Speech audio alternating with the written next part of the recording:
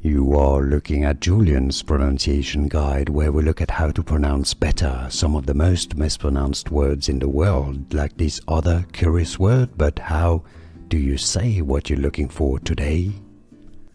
Let's learn how to pronounce this word. It is a little bit confusing, but the pronunciation is pretty straightforward once you know. I promise both British and American English pronunciations are similar. So let's break them down. Tentative, ten, like the number 10, tive. The stress is on the first syllable, so it's not tentative, it's not tentative, it's not tentative. Tentative, tentative, tentative, and now you know.